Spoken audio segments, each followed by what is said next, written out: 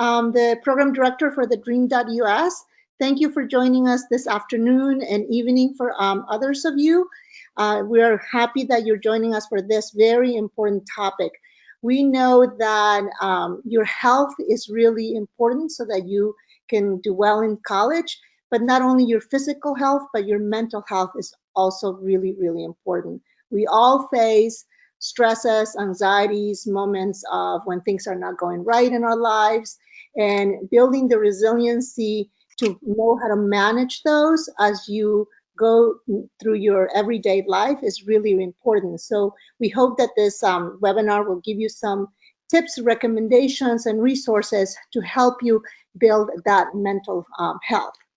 And today we have with me Sadhana Singh, who is our program manager for communications for TheDream.Us, and she is also an alumni of the program, so very excited to have her with us. And we also have the privilege to have two people who are experts in this field of mental health, and specifically for undocumented families and young people.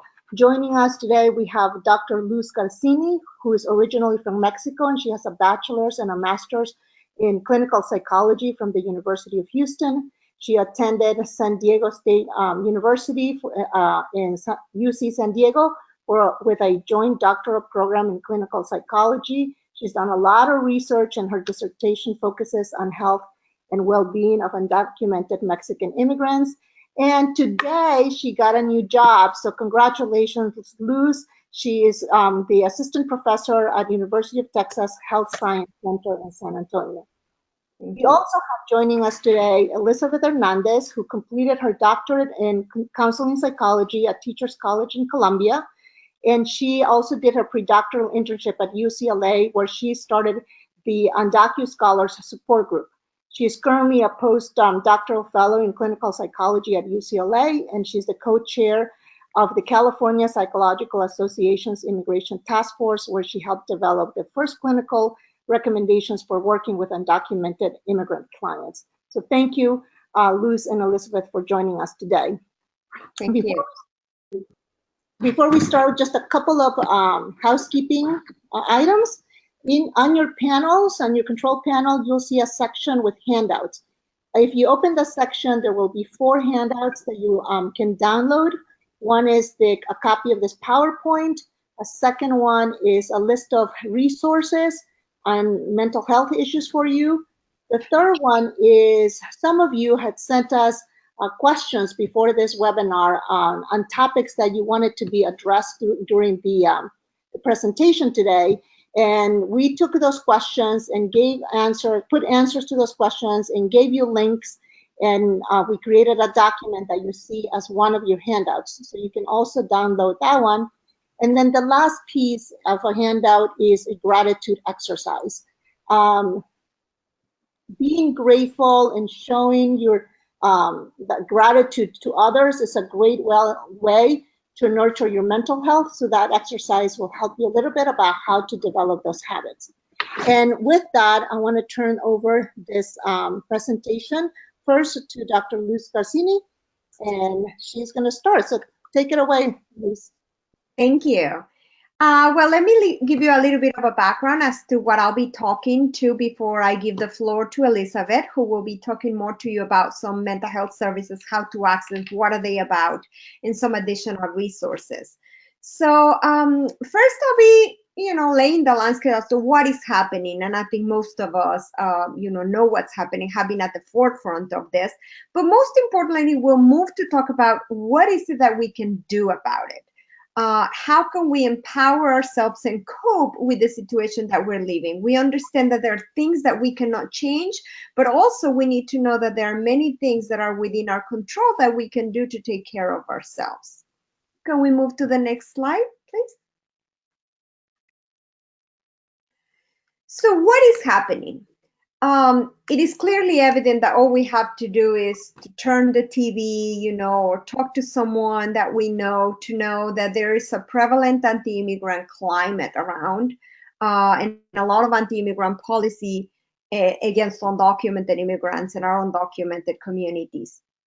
This has created a hostile environment in which there is a lot of uncertainty. The constant changes that have happened with DACA, right, where they say they're going to take it away and then it's not, has created a lot of confusion, a lot of uncertainty, a lot of anxiety, a lot of fear, and I would say at some point exhaustion. In working with a lot of these young adults, what they tell me is like, I'm just tired. I just want an outcome. I don't care what it is, but I just need to know, how do I move forward? So I think we're reaching a point that this exhaustion can contribute to more serious issues if we don't address them. And it's also creating a lot of feelings of loneliness and isolation, because it's hard to continue talking about this, to continue thinking and reflecting about how uncertain and how difficult the situation is. And all of that is in addition to the daily stressors that everyone has in their lives, right? We can talk about economic pressures, the problem of getting into school, finding a job, getting illnesses. Several of us have family members who are ill, who are elderly too.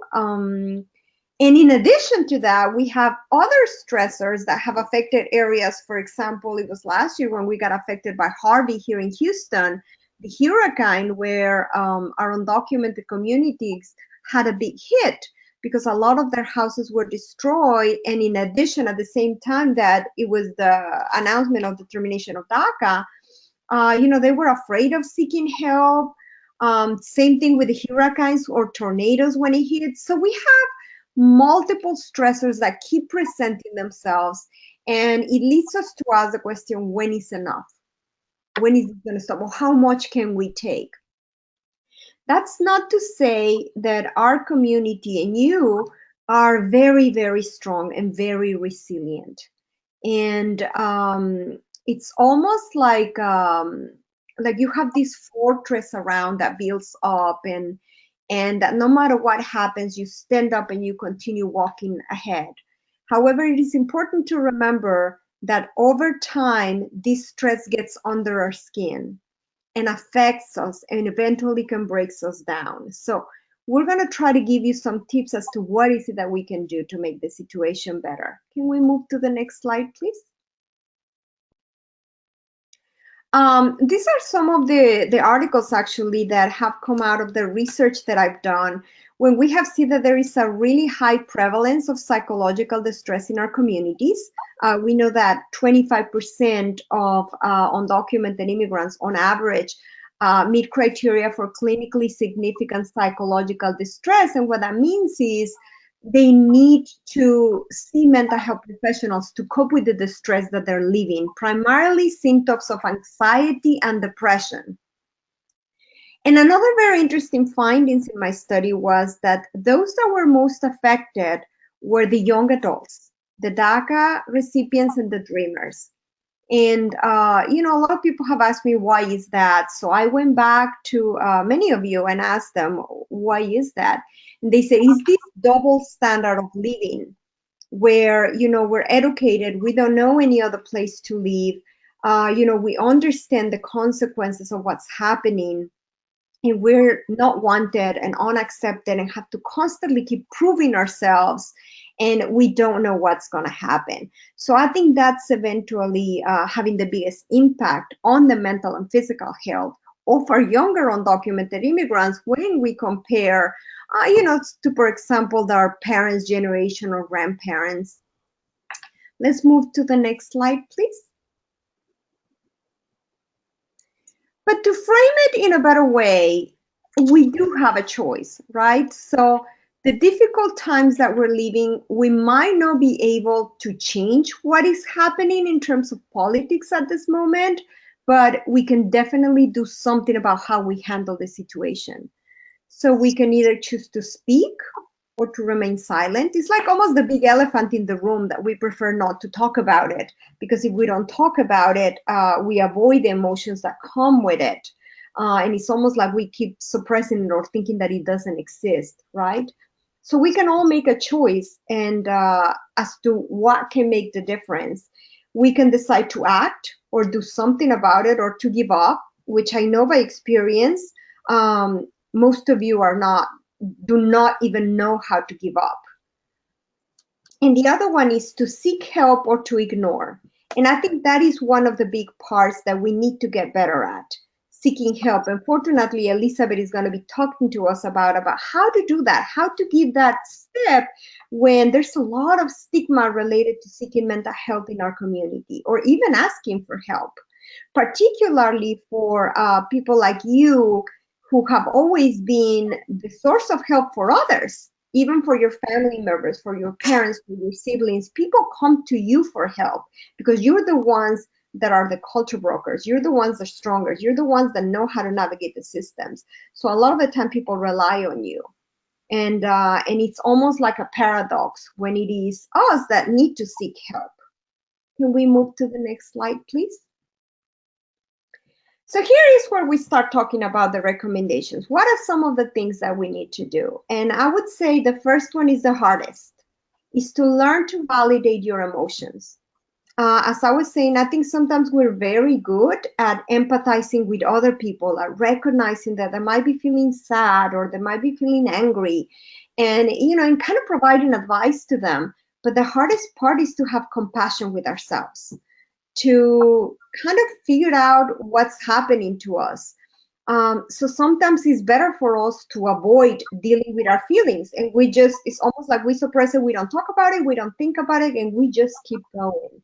It's almost like, because if we sit down and look at what we're having and what is happening, we're afraid of facing the pain. It's almost like we're afraid of facing that it might be crippling us, it could break us down because it's so much. So we try to avoid it, but that could be backfiring in terms of how we're coping with our emotions. Each person's experiences are very, very different, and there is no right or wrong way to feel. So I like to give the analogy of a pressure cooker. I don't know if you are familiar with it. As a mom, I live with it and I use it every day. But it's almost like, let's say you cook your beans, you put them in a pressure cooker, you turn it on, and you put that top lid, but you never let the steam out. So if you never let the steam out, what happens is, eventually it's going to explode and it's going to hit the roof and you're going to cook nothing. But however, if you start to pay attention to your own emotions and validating what's happening, it's almost an opportunity where you can start to letting some of that steam out little by little so that your pot will not explode all at once. So don't be afraid to look into your emotions. Sometimes it might bring you to tears, and sometimes tears are a healthy response to release your emotions. Anger is another difficult emotion that sometimes we don't know how to deal with. And I don't know if many of you have seen the movie Inside Out, but that's an excellent example of, how sometimes we can picture our emotions and be nervous or scared of them because, we could feel like they're going to get us out of control. But rather acknowledging and owning them. So it's important that we learn to observe and experience what these emotions are without judging, without saying you shouldn't feel that way. It's not right for you to be angry. But when you look at the context, when you look at the stress that you're feeling, it is okay, because many of the things that you're living are very unfair and do not make sense to say, I am angry. And it's okay to be angry. And then don't judge it. Just sit with it and feel, how does it feel for you to be angry? And reflect on, where do these emotions come from? And then once you do that, you'll be able not only to do something about it and be able to look at the direction in which you want to move, but you will also be a role model for other people and other like you in terms of how to deal with their own emotions. So one good way to start to identify your emotions is to journal. A lot of the times when you don't know what it is to feel, you just sit down and free write what you think. What are some one technique that I usually do with kids is I print out a page of adjectives. Sometimes I forget that there's certain emotions that exist. And I print them all out and I try to think, have I ever experienced that emotion? And also, it's very important to remember that to really truly experience the joy of a positive emotion, you need to know what it is to be on the downside. You can't live one fully without having experienced the other. So that might be a good way to think about it. So let's try to move to the next slide for the sake of time. So the other one is to recognize your symptoms of stress. And stress can present in many different ways and is never the same for all people. And I want you to think of different ways because stress not only manifests in one symptom, but you can have bodily symptoms, you can have thoughts, you can have emotions, and you can have behaviors. So I want you to think across all different lines and patterns. And the best way to do this is to write them down. It is something that we call self-monitoring because I believe that anything that can be measured can be managed. So you can start by simply making lists and making a note as to how often this happened to you. For example, let's talk about some common symptoms in which stress presents. In terms of behavior, sleep. Sleep is one that is affected all the time. Either you can sleep too little or you can sleep too much. Or maybe you're sleeping okay, but you keep waking up or you have nightmares that don't allow you to get full rest. So that's a clear sign of stress. The other one is changes in physical activity. Either you can be completely restless and just jumping from one place to another. I see a lot of these in my youth leaders that are DACA recipients. If they can be busy 24 hours a day, they would do it. And they sleep 3 or 4 hours a day. They're over involved in activities. And I think it's that tendency to avoid sitting with the discomfort and to avoid sitting thinking about what's happening to them. So pay attention to that, what's happening. And the other aspect will be, or people who are so depressed that then they don't have the level of energy to do anything. Changes in eating habits, either overeating, stress eating, or stop eating completely. And you can see these on your changes in your weight. Another behavior is isolating yourself from people. If you start noticing that you're not wanting to be around people, that you're trying to avoid people or trying to avoid conversations, that could be a warning sign. Difficult managing your everyday responsibilities or relationships, because maybe you took on too much and you're feeling overwhelmed, but you can't say no. That's another clear symptom of stress. I talked about changes in energy, changes in motivation, right? You no longer enjoy the things that used to get you very excited. It's almost now like as you listen to a goal that you had and it's like, I could achieve it or I could not, and it doesn't make a difference to me. That's another warning sign that you need to pay attention and pay note and see how frequently it happens. This one is very important. Unexplained physical symptoms. We are very good at turning stress into symptoms, whether it's headaches, whether it's pain in our backs, whether it's stomach aches, infections. That's a symptom of stress, constant infections. And a lot of the times, we go to the doctor and the doctor said, everything looks okay. But that's a serious thing that you need to consider.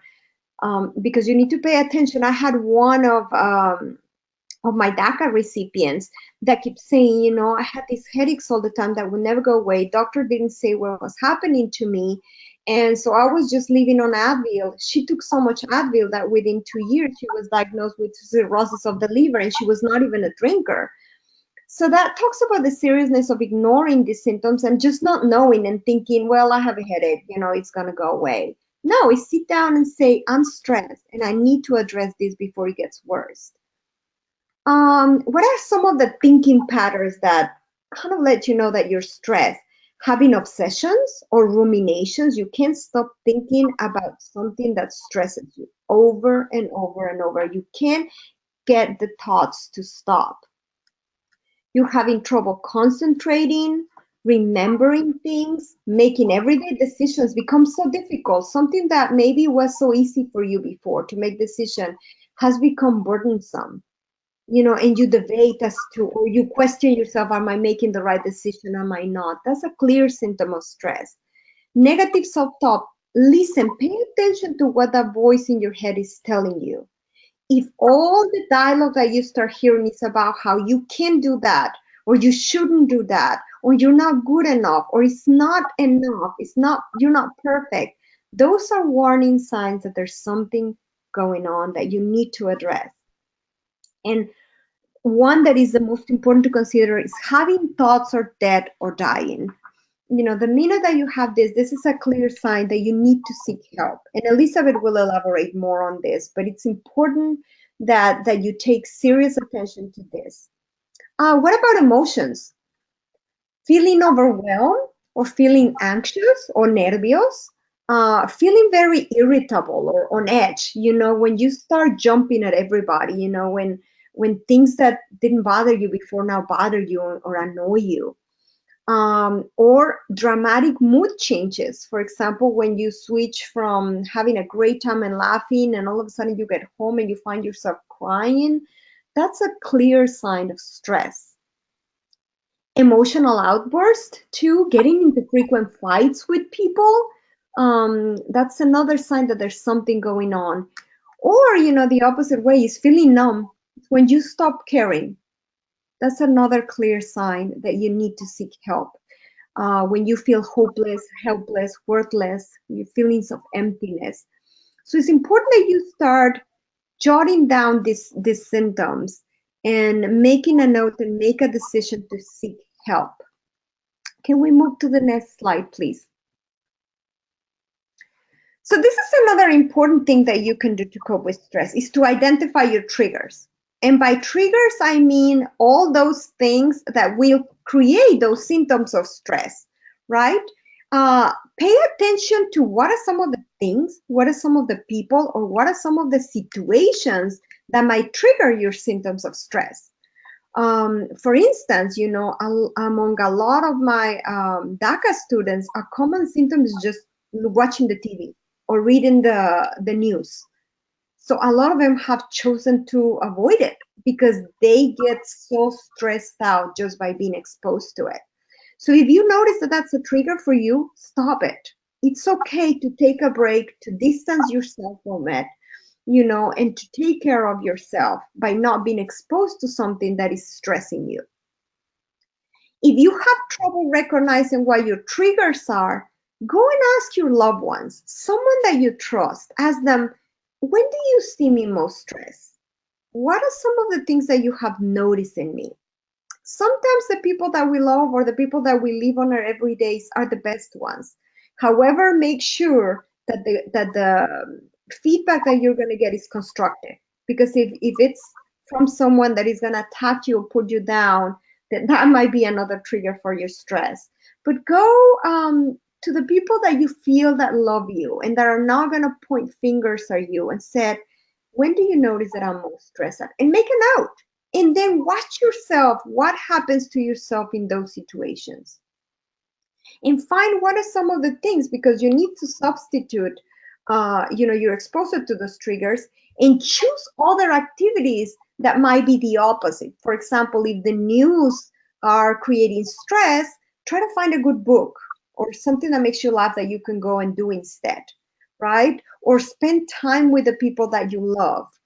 Again, here, what I talked to you about, which is self-monitoring, right? Writing your symptoms and recording how often it happens.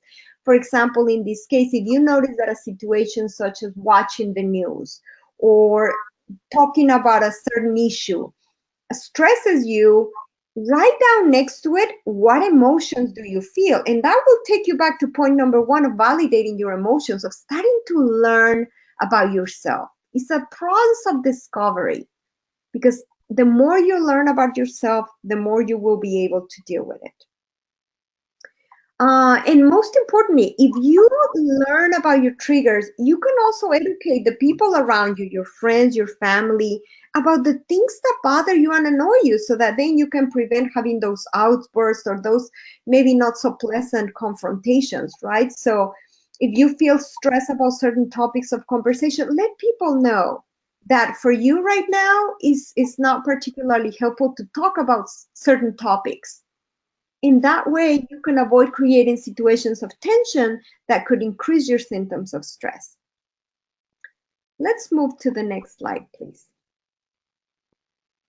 The other one is to reflect and build upon your positive qualities.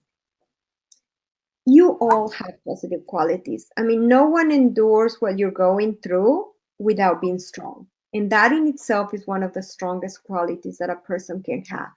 There is no doubt that you're strong, and you need to build on those strengths. So you need to rely on the things in the past that have worked for you. All of us have something that works. We have many things that sometimes don't work, but use what has worked for you in helping you feel better and use it to remain strong. Learn about what works and what doesn't work. Remember to try to maintain a positive view of yourself and to trust your gut instinct. Take care of yourself by keeping up with your normal routine, but try to get your sleep. I cannot emphasize how important it is sleep to keep yourself going under particularly times of stress. So go back to your routines. Focus on your goals, but don't look for big overarching goals right now. You know, a lot of my DACA recipients say, "Well, I don't even know if I want to finish college anymore." You know, what I tell them is don't focus on that. Focus on your next assignment. What is the next assignment that you need to complete and master that goal? And it's almost like putting one foot in front of the other, because if you can do that, that'll give you the strength to focus on your next goal. And when you turn around, you're going to have this series of steps that's going to remind you how strong you are when you set your mind into something, and that you will be able to do it. Look for opportunities to learn more about yourself and face in the situations that you're facing, and spend time with the people that love you. But spend time with the people that sometimes we don't want to hear advice from others. We are already overwhelmed with many things. Maybe it's good to identify some people that you can spend some quiet time with, and that you can feel safe, you know, and that you can honestly open your heart and say, this is what I feel. And sometimes it's okay to tell them, you know what, I'm going to tell you how I feel, but just don't tell me anything. Just for today, I need someone to listen to me. And if I want your feedback, I will ask for it. Would you do that for me? And you will be surprised. A lot of people will do it. It's an excellent technique. Let's move on to the next one for the sake of time. So this one is somewhat, let's go into a poll. So go ahead, Tanya. I'm going to go ahead and launch this poll. Let's see. So if you could take a few seconds to tell us what positive qualities you have that you're building on. What do you use right now? So check some of the answers, and I see that many of you are voting already, so please keep going.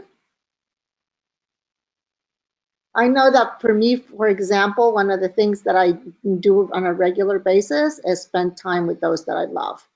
That works for me really well. And there are times when I tell people, just listen to me right now. I don't need advice. So that works.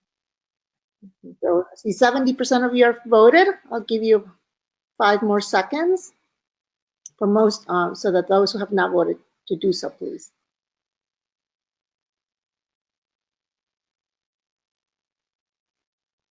And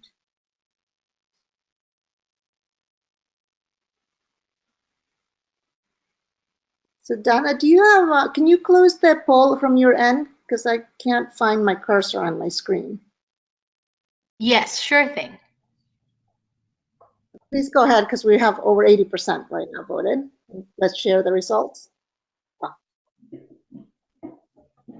Oh, wow. So we'll see that the majority of us spend time with the ones that we love. That is something of the positive qualities that we can build on. It's a skill that we can do. Next in line is believing in yourself. That is wonderful. You know, those positive self statements are very helpful in keeping reminding you, right, that no matter what situations you have, that you have yourself, that you have done hard things in the past, and that this is evidence that you can do it again. But however, you need to remind yourself that there are resources out there that can help you, and that this doesn't have to be as difficult, or you don't have to do it on your own. Next, we have you regularly look for new opportunities. That's another great one, right? Trying to reinvent yourself, try to rediscover things that can keep you engaged and motivated, having a positive self image, and having healthy routines. Wow, that was the lowest one. And some of the thoughts that come to mind is because we engage in so many things and we live such busy lifestyles, we leave our healthy routines on the side. And sometimes we tend to underestimate how important are those healthy routines to keep ourselves afloat and to keep ourselves mentally and physically healthy. So maybe that's definitely an area that we all need to work on, including improving our sleep, developing a way to improve our physical activity, eating healthier, and things like that. Great. Thank you for joining us on the call. We go back to the presentation. Yes. There you go. Wonderful. Thank you, Tanya. So remaining strong in your values and beliefs, right? Give me one second because think I think with the next one, we already covered this one. Oh, okay. Then there's a question that I'm going to bring up right now based on the poll. So this student says, so recently I have the big problem of realizing that I need to sleep. But now that I'm sleeping, I'm not getting all the work done that I need to do. Should I be taking less classes, or how can I balance my life more? Absolutely. I think it comes to a point that maybe one of the things that you can say is, what are some of the things in your schedule that you can cut back? Um, is it a race that you need to finish school as soon as possible for any reason? And if not, what are some of those activities around? A lot of the time they have our DACA recipients not only have multiple uh, taking more class loads than they need, but also they take a lot of responsibilities within the family, right? They need to drive their parents to the doctors and things like that. So maybe a lot of that needs to be put into the hands of other family members that can help reduce that load. But I think if the sleep is not going to get any better, then you're just not going to fulfill your goals, no matter what those are. And I know that in the same question, scholars saying that you're worried that by taking fewer classes, that you're going to go over the amount of years that you have for the scholarship, and you don't want to max out on the time that you have the scholarship available to you. I really encourage you to go see your scholar advisor to see how you can manage this, how you can put a plan of action in place to either take a fewer class this term and maybe take some classes in the summer, or reach out to your mental health services at your school. So please reach out to your scholar advisor and have this conversation and see what you can come up with together to help you bring that balance.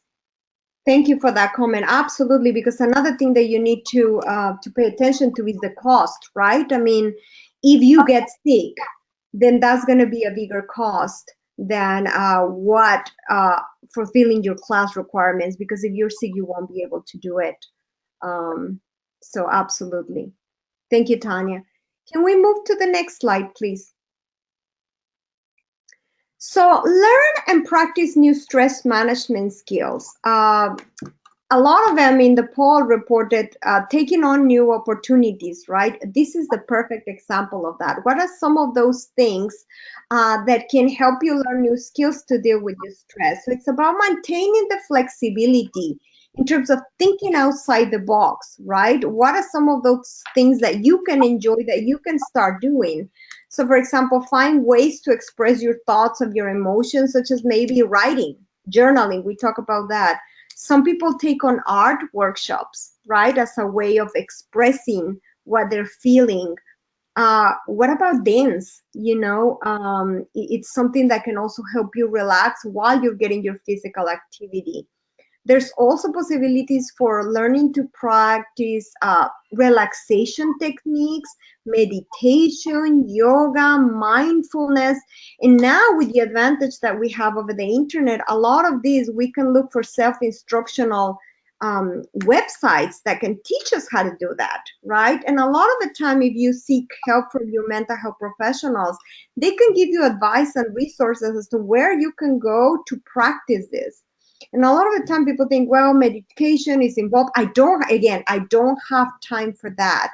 But if you don't make the time, then you're increasing the risk of getting sick and not being able to fulfill all of the other things that you have to do. So it's almost like you need to invest a little bit on yourself so that you can continue to do all the things that you have to do. Develop problem solving skills. I cannot emphasize how important this is. And a mental health professional can teach you how to do that. How to build it when you're making decisions, how to build a list of pros and cons, and how to select the choices that might be best for you in the situation that you're facing. Creating safe spaces for you and your loved ones, right? What are some of those safe spaces that you can do? You can create them in your imagination, and when you're feeling stressed, close your eyes and recreate those scenes that makes you feel less stressed. Or you can create them physically. It can be that space on campus when you go and sit down and have some of the things that you enjoy, maybe a tea that can relax you, maybe listening to some music in your favorite spot within campus that can be, and try to schedule it regularly so that you can practice those skills. For people, is creating a deportation safety plan. Planning, this came up in a recent group with my DACA recipients. Planning give them a lot of security, knowing what will happen in the worst case scenario. Expand your sources of support and emotional groups, people that you can rely on, so that when other people are busy, you can always have someone to call. But again, it's important to emphasize that all of this takes place only if you maintain your healthy behaviors, primarily sleep. I cannot emphasize how important it is for you to recharge through your sleep. Let's move on to the next slide. I'm going to go a little faster so that I don't take up Elizabeth's time. I think we have a poll for the second slide. Okay. I'm launching the poll. A second here. Again, we would love to hear from your scholars some stress management skills that you're currently using. I couldn't put all of them in here because not all fit. So you could also use your other box, and then in your question and answer box, if you want to, you can just write in there, list some of the other skills that you're using, and we can read them aloud. So half of you have voted so far. We'd love to hear from others. Keep voting. We're about 60% now. Keep voting. I know for me, I like to go to the gym. It's one stress management skill that I personally use. What do you use, Luz? Any personal one that you use? Oh, I love dancing. Yeah, here you go. Another student wrote that she likes to exercise. And we're going Yes. to poll now and see what people are using as skills. There you go. Wow. I wish we could hear what other ones are. Okay, here's one said exercise, reading, and spending time with friends, getting away from campus, music, and shopping. What person likes to shop? Wow. Writing. Writing is the second highest one, which is very interesting.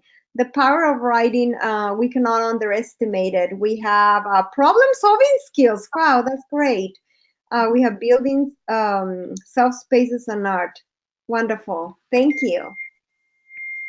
Okay, so let's move on. Oops. Here you go. Let me hide the results. Uh-huh. So the next step or the next recommendation to protect your mental health is to keep yourself informed. Primarily know your rights and identify your resources. Right now, there's a lot of conflicting information out there that creates a lot of anxiety. So know your sources of information. Luckily, you belong, for example, to this network, and there are other similar networks that can give you reliable information. So when you're listening to all those triggerings or the events or the false news, try to avoid listening to that and go to the sources that you know will provide you reliable information. So protect yourself and others from harm. Protect yourself from immigration scams, because a lot of the times if you fall into this increases stress because you can start blaming yourself, or you start isolating yourself. You start not sharing information with others because you feel shame about it. So make sure that if you are seeking legal advice, choose a licensed attorney or an accredited institution that can help you with that. We have on the handouts that we're giving a series of resources as to how you can do that. Can we move to the next slide, please? This is particularly important to emphasize that a lot of the times the situation that you're living in, and because it's very difficult to share with other people how you're feeling, and we know that there are consequences of that, it is a lot of you feel alone. But it's important to tell yourself that you are not alone, that you are part of us, you're part of the community, and we are standing next to you. We are proud of all of what you achieved, and we will not give up. We are here for you, and keep telling that to yourselves all the time. So join networks like these. Refer to other people that you know to networks like this, because it creates a synergy that gives each other strength. Get to know inspirational leaders and role models. There's plenty of good role models in your campus. Try to identify them and go and talk to them, and learn from them so that you can know that you're not alone. Moving on to the last two, second to last. Share your knowledge to help others. Altruism, which is helping others, is another great way to cope with stress, as long as you don't do too much, because we tend to do that. We tend to forget about ourselves and do everything for others. So first comes taking care of yourself, but as you take care of yourself, you can also become a role model for other people how to do it. If you learn how to do it, then you'll be able to tell other people how to do it. If you haven't tried it, then you can give all the advice, but you don't know what are the ways to be able to achieve these. So Dr. Hector Adames and Dr. Nayeli Chavez Dueñas have a fantastic resource that is called Toolkit for People of Color, that primarily outline how you can get involved in helping others. So find a community of individuals that think alike and join them. Let's move on to the last one. And the last one is participating in the change. However, it is important that before you do that, you take care of yourself. And it's also important to know that sometimes participating in the change at a larger scale can feel very overwhelming and very scary. So it is important that you start small. Sometimes the change can happen within your family, right? Sometimes you can be the agent of change that sets the dynamic going so that people can talk about it. I can say that a lot of my DACAs don't talk about this within their families. And then they bring the parents, and the parents are worried about them, and everybody wishes to talk to each other, but no one is talking to each other. So maybe that's a change that you can bring about. Start small, start with your family, and feel proud, because the minute you start breaking these barriers at a smaller scale, it'll give you power to do it at a bigger scale. But first you need to take care of yourself. So without that, do we have anything else after that? We have questions? Yes, so scholars, you can ask questions in two ways. Some of you are already asking questions via the question and answer box, but also you can see a hand icon on your control panel. If you raise your hand by pressing the icon, we can call on you and we can have a conversation live with you about any questions or thoughts that you have. So please type in your questions, and let's see. Here's a question. A lot of our undocumented and documented students, and even those who have graduated, experience the imposter syndrome. How can students and us deal with the symptoms of feeling like an imposter? Absolutely, that's very common.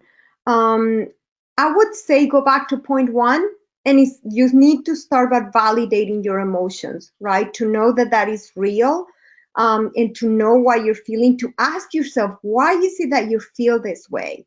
And then maybe start talking to people that you consider safe. Start sharing with other people. If you know other DACA recipients, start talking to them about what is it? Do they feel the same as you do? A lot of the times we keep this knowledge to ourselves, and it's only until we open to other people that we go, oh wow, you feel like that too, and the experience become very validating in itself. So I think the most important thing is to acknowledge it and to talk about it, and then to develop skills to cope with it. Yeah. All right. So Donna, do we have any hands raised? Nope, no hands raised so far. Okay. So please, let's see. Someone says, sometimes I feel like I don't fit anymore. I feel like I'm not American or I'm not Mexican, and at times this leaves me feeling lonely since I don't know who I am. What can I do to feel more at home? Mhm. Great question. Well, go back to our 10 points, I would say. But particularly in that case, I would say build in your strengths. Remember your values. Remember where you come from. Reflect on who you are. How have you gotten where you are? Um, you're not defined by a country. You're not defined by the place that you were born. You're defined by how you deal with the situations that you face every day. You're defined by how you're choosing to stand in the difficult times that we're living, and that's making the difference. That is who you are. So the best way that I can say it is maybe try to detach yourself from labels and root yourself in your values and in your beliefs. Build yourself, listen to that little voice and make it bigger. Bigger in saying you are worthy, you fight, you continue to stand strong, and that will empower you to keep going. And a follow-up question from another scholar is, where do I find DACA groups? I don't know anyone that has DACA or is a dreamer, and I'm too scared to just start telling people. Oh, Tanya, you're good at this. You probably know, you and Elizabeth probably know this answer. Yes, so there are a lot of questions, and I think probably gets into Elizabeth, what you're going to be talking about, because we have also questions about how do I find a therapist. So let's go into how you can access services, and then we'll come back to more questions. Go ahead. Thank you, Luz, and go ahead, Elizabeth. Hi, everyone. So what I'm going to be talking about today is, I really appreciate this conversation about how do we help ourselves, right? And what are all the things that we actually can start doing on our own, right? And then if in this conversation you realize that actually maybe I've tried a lot of the recommendations already, or maybe I have tried different strategies and it's still not working, or maybe I need a higher level of care, I need another person's opinion about maybe some new strategies, or just I need some support, some additional support. How do I access that level of support, right? So that's what I'm going to be talking about today. So we can go on to the next slide. And we're going to do a poll to just see if you can check all the scenarios that lead someone to seek mental health. Okay, so check all the scenarios that lead someone to seek mental health. Please tell us what you think. In which of these scenarios you think you would go and ask someone for help?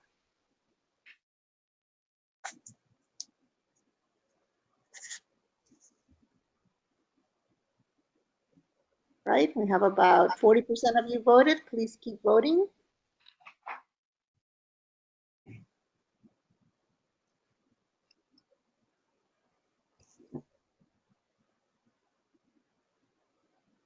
You have 3 more seconds, so get in your last votes in here. And we're going to go ahead and close this poll and share the results. Here we go. All right. So the majority of you thought that all of these were good reasons to seek mental health support.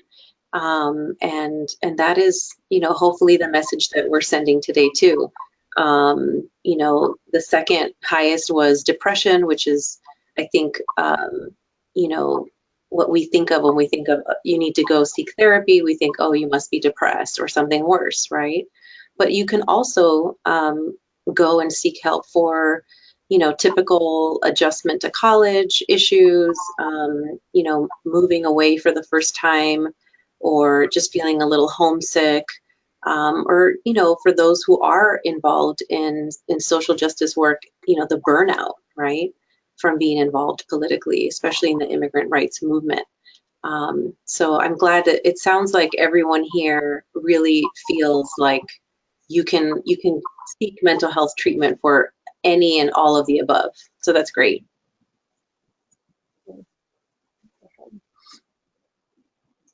So what do we mean when we say mental health or mental well-being? And I like this slide because it really talks about all the different aspects of wellness, right? It's not just the emotional.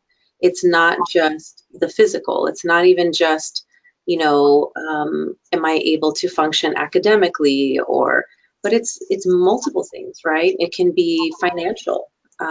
It can be relationships, the social aspect.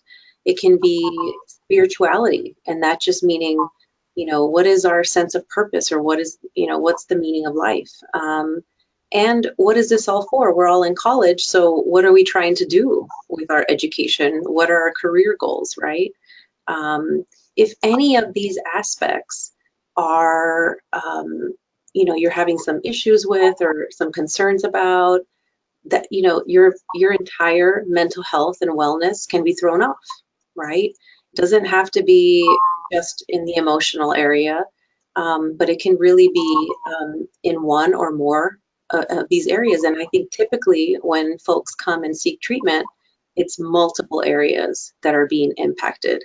So it's not just that I feel low or that I have some low motivation, but it's actually starting to hurt my grades, or it's actually starting to affect my relationships because I'm not reaching out to anyone, or I'm avoiding my friends and family, things like that. Okay, so that's what we mean by mental health. We can go on. Now, when we're talking about, counseling, therapy, it's all really the same. And particularly in college settings, where you are actually provides psychotherapy on campus, typically therapists provide counseling to clarify concerns, offer support, and really help you resolve if there's any particular difficulties, areas of concern, right? And really kind of work with you to see what would be the best approach. Typically, if you go to a therapy session, it could be anywhere around an hour, so 45 to 50 minutes long. You get scheduled with a specific therapist. It could even be, a therapist that matches some of the issues that you're dealing with. Maybe they specialize in that, or maybe it's just a therapist in which some or more of their identities are reflective of your own, and you would just feel more comfortable speaking to a male therapist or a person of color, etc., right? And usually in talking to a therapist, they may determine whether you need a different level of care, right? So they could even refer you to other resources if that is needed. And oftentimes, a lot of what I do here at UCLA is helping students get connected to other resources, right? Because mental health isn't the only one. We can go to the next. Bring up a question here that is coming from a scholar because it's related to this. Okay. He asks, how do we find therapists that are DACA friendly? Or how do we identify someone who is DACA friendly? Yes, so I will actually, I think that's at the end of the presentation. But essentially, their allies have identified themselves typically by attending events in the community, by, whether it's, how some of them are even in the way that they decorate their offices. But it's really mostly by word of mouth and referral, right? So if you already know there's a DACA-friendly, staff member on campus, they may be the person who knows, right? This is who you can go to, or these are the folks that tend to show up to events and are really actively involved in the community, right? But that is a challenge. So, and we'll talk about it a little bit more. Right. And I think there's another question related to this. Mm-hmm. And is if someone is just afraid or embarrassed to let others know that they might be seeking a therapist for mental health. Mhm. What would be your advice for a student like that? Yeah, I think, it's really important to recognize that mental health stigma really crosses many cultures. It's not just, certain cultures that really, in which mental health treatment is very stigmatized, but it's even in in American culture, right?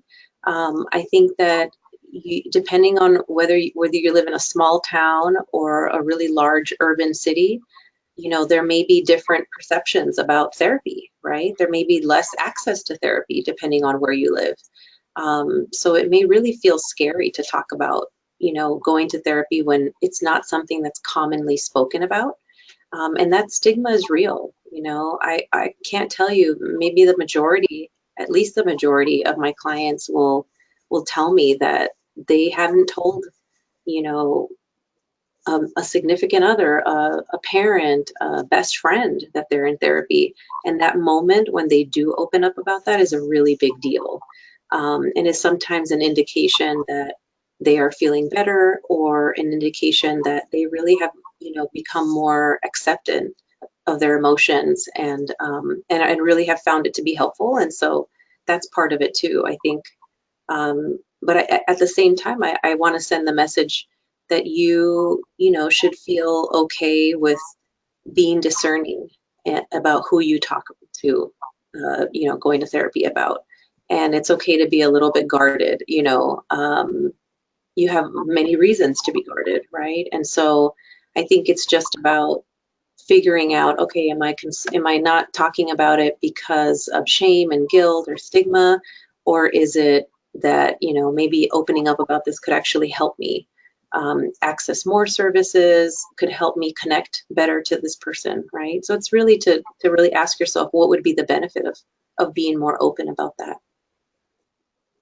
Especially because in the last poll, a lot of students have said that they like to spend time, the way that they take care of themselves is by spending time with their loved ones, right?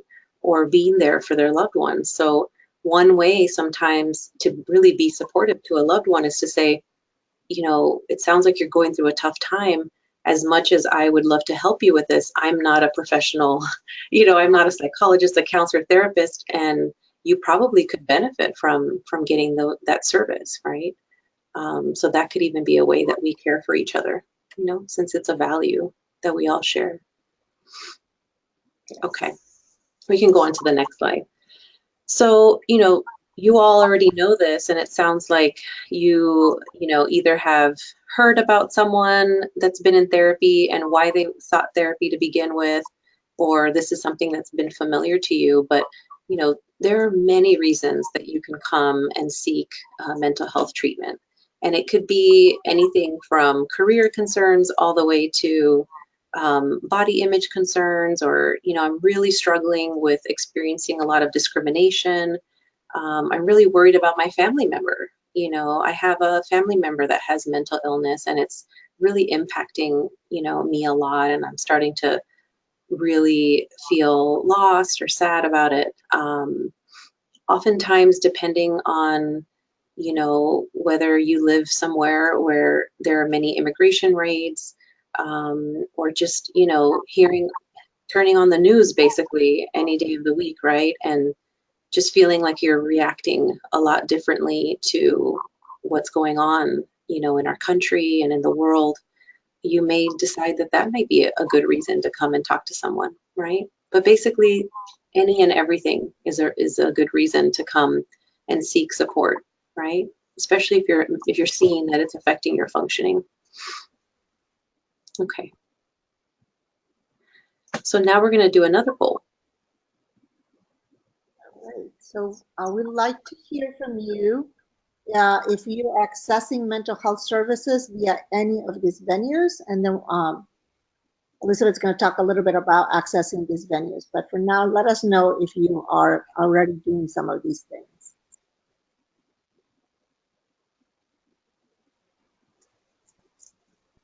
Okay. Half of you have voted already, so please keep going.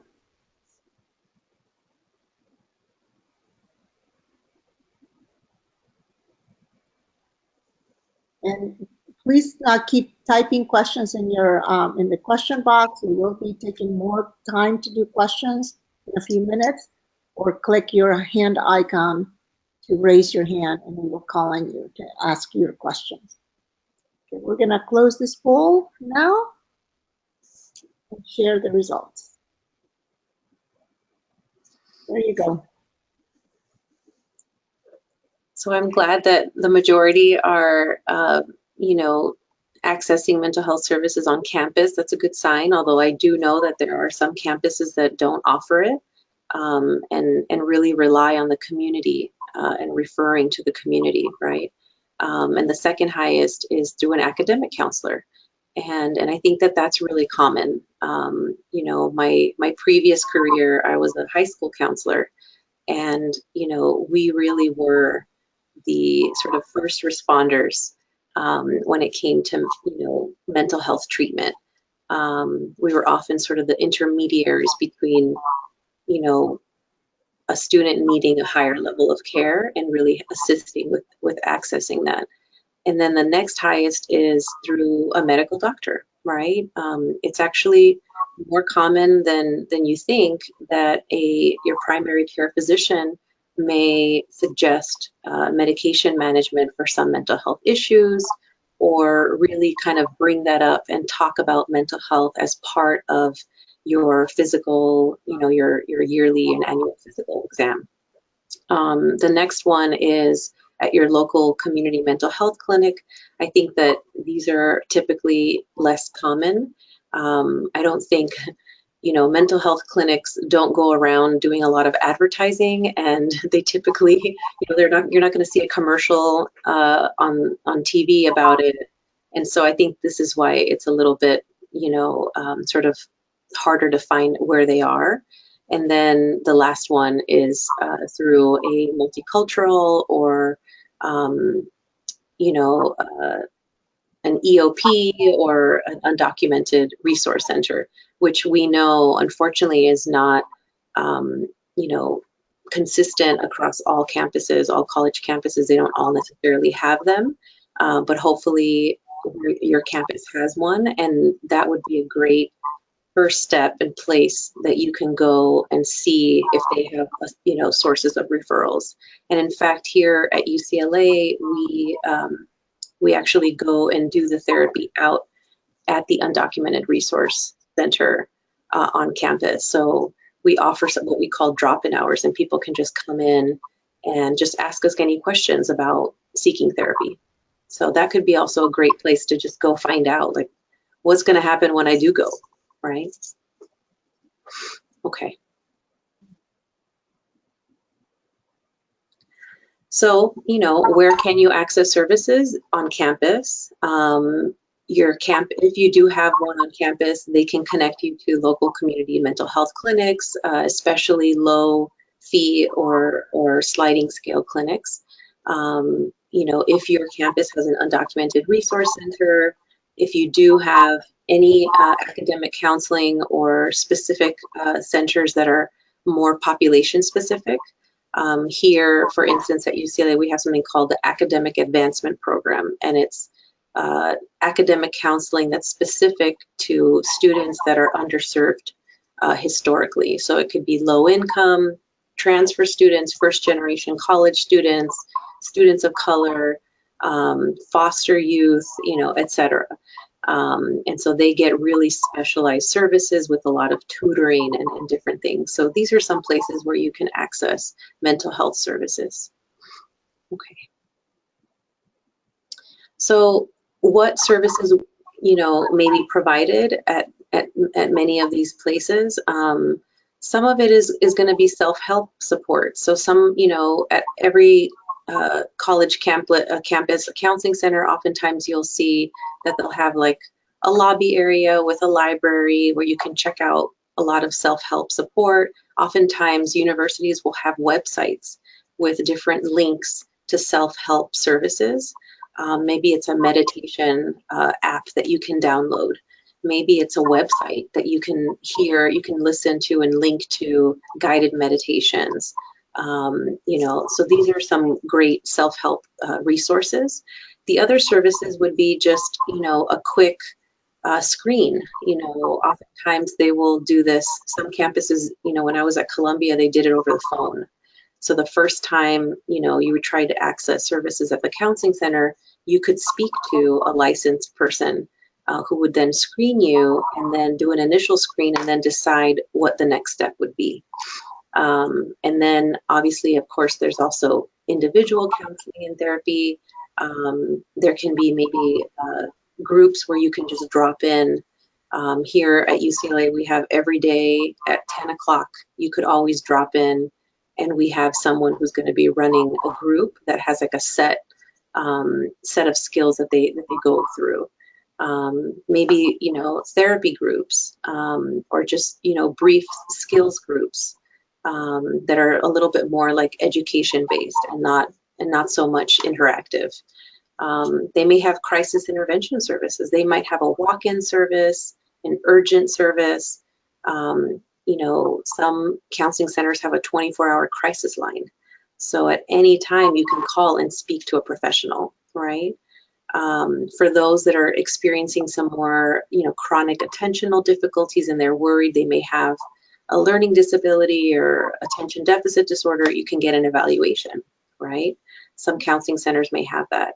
You also can maybe see a psychiatrist, right? If some of the symptoms that you're experiencing require, a higher level of care, you haven't slept in a few weeks, you are eating only once a day and you're feeling really, really tired and your appetite is just really, really low.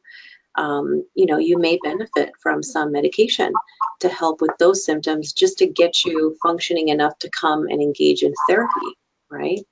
And then, last but not least, you could also get referred to longer term or a higher level of care, including community services. Okay. So, one of the things that you want to really consider is what are you eligible for as a registered student, right? Does your registration include access to health services, right? Are there copays if you are covered? And how many sessions do you get, right? Some counseling centers have limits, right? Here at UCLA, it's 6 to 9 in an academic year. That's not much, right? And you also want to know, okay, if I take a leave of absence, do I still have health insurance? Do I still get to come to the counseling center? Especially because oftentimes people will take a leave of absence because they have a mental health issue, right? So it would be really important to know what happens to my insurance if, let's say, I move back home during a leave of absence and it's in another state, right? Can I access mental health services? Do I have a right to get a referral? What's the process, right? And what if I'm on medication, right? Who's gonna, give me medication while I'm living out of state, etc. So those are some things that you'd like to, it's important to keep in mind. Okay, the next one. So how do we start treatment, right? How do we initiate services? So you'd want to know, is there going to be an initial screen? Is the person that I'm meeting with for the first time, are they going to be my therapist, right? What paperwork is involved? Are there any assessments or online questionnaires? Oftentimes you will have to complete a consent form, right? Consenting to treatment that explains what confidentiality is and how much of the work that you're going to be doing is going to be kept confidential, right? And what are the exceptions to that? You know, how long do I need to plan for these appointments? You know, oftentimes they'll say, okay, the intake appointment is only an hour long, but you need to show up 30 minutes earlier to complete all the paperwork and do all that. Make sure you have, you know, build enough time in, right? And then, you know, how long is the wait for ongoing treatment? So oftentimes you'll get that first appointment, but there's a wait list for the next available, and it could be a month out, you know, and depending on what you need, you'd want to know that in advance so that you go in and, you know, if you need an outside referral right away, to make sure you get that. Okay. And this is going to be our last poll. We would love to hear from you. How likely are you to access mental health services that are specific to undocumented students? Okay. Give you 5 seconds.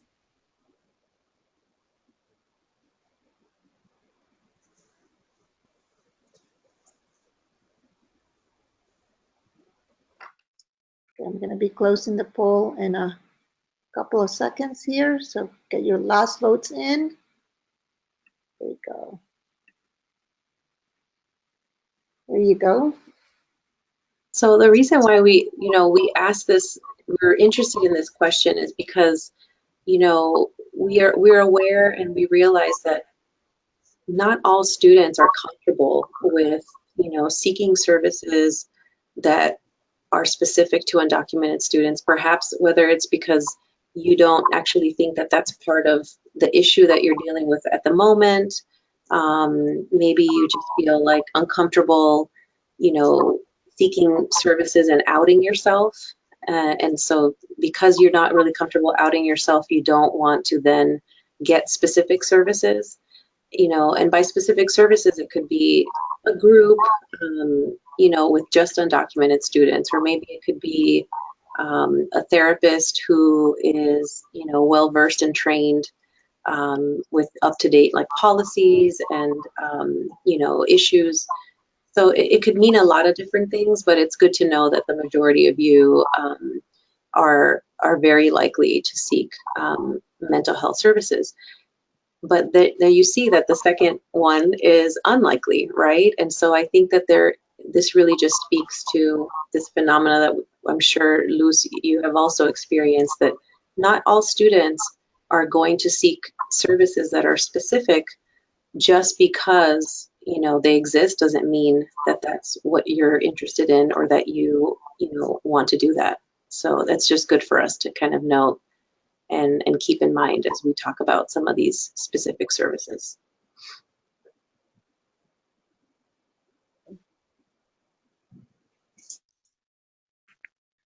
So, you know, one of the things you might want to figure out is if you are someone who would be likely to engage in specific, undocu-specific mental health services, then you'd want to know, like, where are those? And does my school offer them? Does my community offer them? Is this something I can get online or through another resource, right?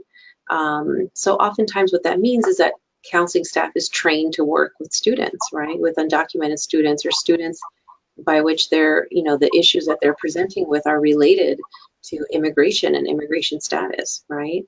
That could also look like drop-in hours. So, you know, not needing to make an appointment, but just at this set time on a regular basis, you know that you can come in and ask any questions about mental health services. It could be a support group, right? Or a talking circle, or, you know, at one of my colleagues, you started this at UC Davis.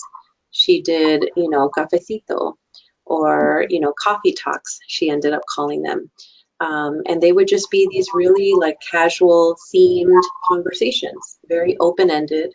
And she would invite different people to be a part of that conversation. But it was very, you know, casual and often included coffee and some food, right? And the other thing could be, something that we're offering here at UCLA is that for those clinicians that have identified themselves as allies, they have, specific times of the week that they see undocumented students regularly. So weekly, I have one that I can see, and then I do drop-in hours weekly, and then I do the support group. So these are just some examples. The next one. So I know that we're running out of time, so I'll move through the last of these quickly. But another thing to keep in mind that you'd want to know is what are the emergency and after hours options for me? Is there a 24-hour crisis line? Where's the local police department if I find myself in an emergency? Where's the local emergency department? And really kind of keep the phone numbers handy. There's a national suicide prevention hotline. There may be some urgent walk-in hours on your campus that would just be really important to note.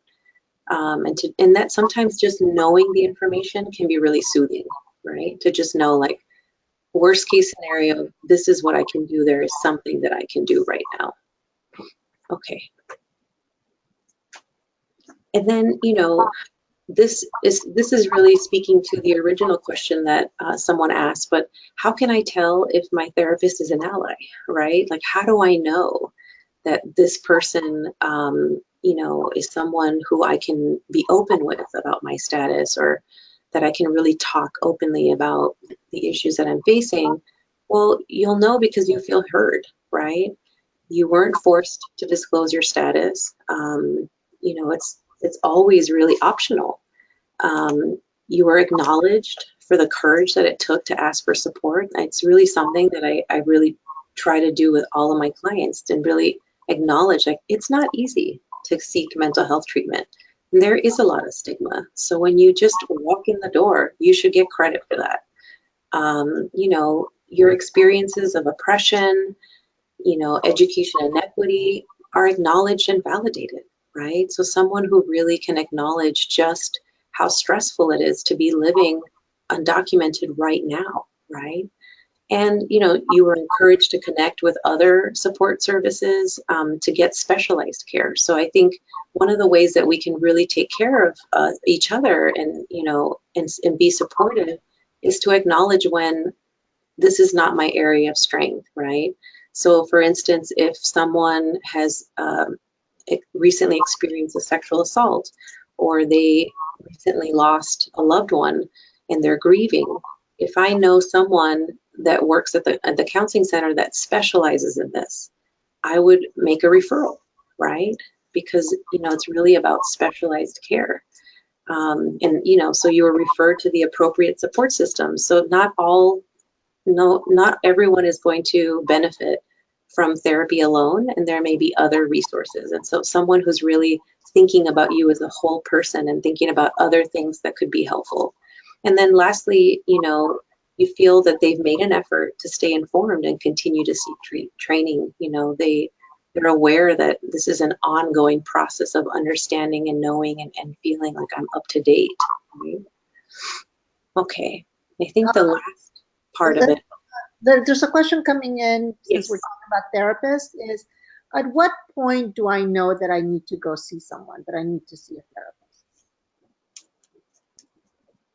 I think that, that's such a good question, because, and it's such a unique, experience for everyone. And I think for everyone, there's a different answer. For some of us, it's at the first sign of, okay, I'm not my usual self, something's not right. You may be likely to seek help because that's been encouraged to you growing up, or you've had a lot of really good role models for, being able to see your signs really quickly. For others, it really takes a long time to get to the point where I've tried everything else. For some of us, we're just very independent and really like to, take care of ourselves and are very mindful of burdening other people. And so we might be more likely to try, like, thinking about Luz's self-empowerment strategies, really try all of them first before I decide to go and see a therapist. So it really just depends, you know. Sometimes it's people come in because a friend really encouraged them and said, you know what, you don't seem like yourself and I'm worried about you. For others, it's, you know, nobody recommended it. I just finally, you know, something hit me and I figured it out. So I think it's really about paying attention to how others, you know, the feedback that we're getting from others, the things that we're noticing in ourselves, and when we really feel like the things that we've been trying already are not working and I need a higher level of care, I need some additional support. But that's a great question. Okay. So how do I know that therapy is working, right? So now you're in therapy, you took this huge step, you're doing it, that's wonderful. Maybe even you found a therapist that you really connect with. How do I know, right, that it's working? Well, hopefully you feel better, stronger, more authentic, supported. You feel empowered to address future concerns. So you feel like, okay, you know, now when this issue comes up again for me, I'll know what to do, right? Or you've identified, you know, concrete strategies, right? You know, like, okay, this is something that I should really go to first because it actually worked for me. Or maybe, you know, you've clarified your values. You know, that's one of the main things that I like to do with my clients is really help them, you know, identify and clarify not just their values, but then how authentic and congruent are their actions with those values, right? I'm saying that all these things are important to me, but my day-to-day schedule doesn't look like that, right? And then lastly, you had an opportunity to practice conflict management or, you know, communicating distressing emotions. I think those are the main issues that a lot of us struggle with is really how do we address conflict because it's something that is constantly going to be coming up. And then how do I communicate that I need something? How do I communicate my, you know, what's going on for me? And it's really going to improve my relationships, right? Okay. Someone is asking, I have a therapist and I don't always mention my DACA issues and concerns since I'm not sure they will understand me completely. What should I do about this? So I think it's important to note why, you know, why you're concerned, because you may have some valid reasons why it's not feeling like you should bring it up, right? Maybe they, you know, they haven't picked up on the signs, they haven't really asked the right questions, and so you're just not feeling like it's, you know, that it's something that they've even thought of before, and it may not go well, right? And so, you know, sometimes your gut is telling you that that person is just not, you know, considering this, right? And I think so when I do trainings, one of the things that I really enjoy doing is training other therapists on how to work with, you know, immigration issues generally. And I always encourage them to make it a part of your everyday work with everyone that you work with, right? So asking the question to everyone, are you experiencing any issues related to immigration? And I do it to everyone. So I'm really communicating to all of my clients that this is something you can talk about with me, right? And if your therapist maybe hasn't done that, then that may be a reason why you don't feel comfortable. But, you know, you can also try, you know, bringing it up, you know, in an indirect way, like, well, you know, my family has been struggling with, you know, some issues around, you know, and you can just kind of, you know, beat around the bush a little bit and see how that goes, you know, and see if you feel, you know, that you can go further or that it makes sense to go further. But I will say that oftentimes, you know, when students have discussed, you know, directly and openly about immigration issues, and the quicker that happens, the more we can get to everything else, because really that's just one detail, but really there's so much more going on. And, you know, now that I understand that that's what's happening, we can move on to some of the other issues. So you'd be surprised, but oftentimes it's a lot, you know, it can actually be really effective, and it's not going to be stressful afterwards, after you do it. Any other questions? Well, let's move on to the last couple slides.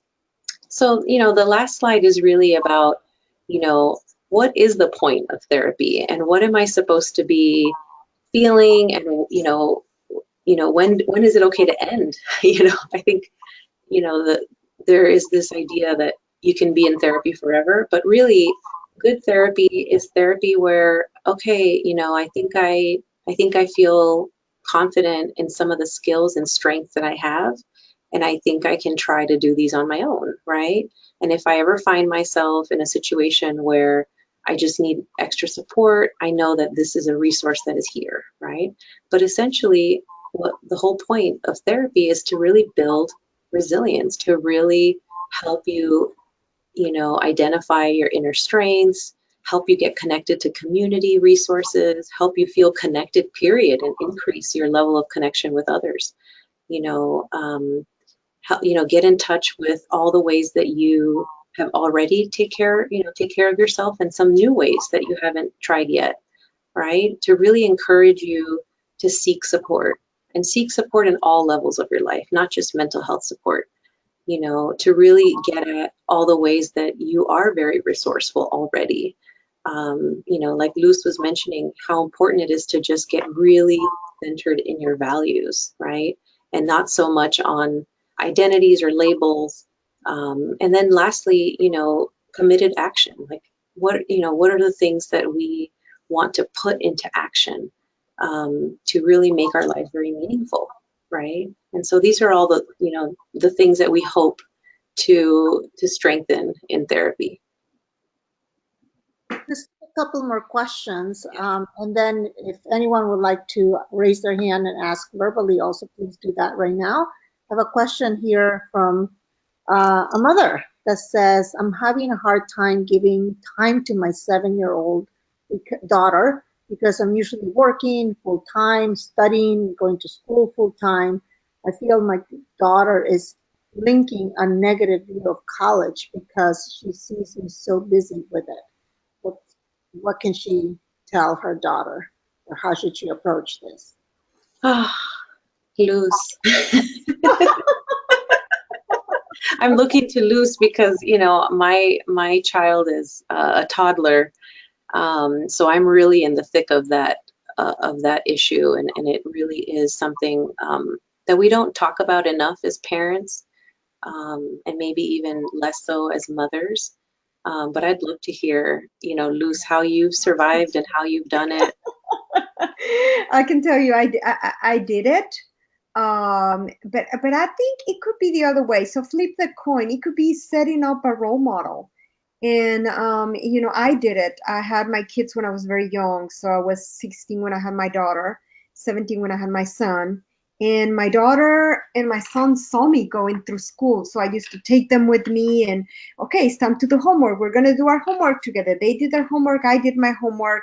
I let them sometimes tutor me in certain things. So sometimes it's important to say, what do you think about that? Get them involved, get them engaged in it, make them part of it, that you're doing things that are together, and show them the enjoyment that you're having for it rather than feeling this overwhelming aspect of it. And I can tell you, my daughter is 2 years from getting her PhD in clinical psychology. So maybe the model works. And we know from research that the generations that tend to do better are the ones that follow the first generation because they see how hard their parents work. And we are not immune to the stress, and and it's hard, but talk to them. Do not underestimate what your child can understand. Tell him, mommy's feeling very tired today, but you know why I do this? Because this is going to help me and you get better. And I want you to learn these things, and talk to them how they feel, and maybe schedule time when it can be your kids' time, and like I said, some of the priorities need to be there, but also it's part of who we are, and it's part of setting role models. I hope I answer it. Yeah, and and I would even extend that broader to, like I think Tanya, you mentioned this, but I think it is really common that we are, either members of a very collectivistic culture. We are very connected to our families. A lot of our values reflect that. And, taking care of others has costs and benefits. But one of the benefits is that they're the reasons why we do it. Yes. They're our motivation. They're the ones that really give us a lot of perspective when we start stressing out about deadlines and things. And then I just go home and, put my son to sleep, and I just feel like, oh, this is what this is about. And this is the best part of my day. And, so I think that we all take care of different people in our lives, and I think we can find a lot of meaning in it as well. We are at time right now, so first I would like to really thank you, both Luz and Elizabeth, for sharing your time and your resources and your knowledge with us, and to the scholars for joining us today, for sharing your thoughts and your questions. I want to remind you that in the handout section are 4 handouts for you with lots of resources that you can go check out and see if they would be helpful to you, including these 10 tips and recommendations that Luz presented to you. With that, have a good rest of the day. Our thoughts and our belief in you is always there. So have a good day and see you soon. Bye-bye. Thank you. Thank you, Luz, and thank Thanks, you. Patty. Thank you.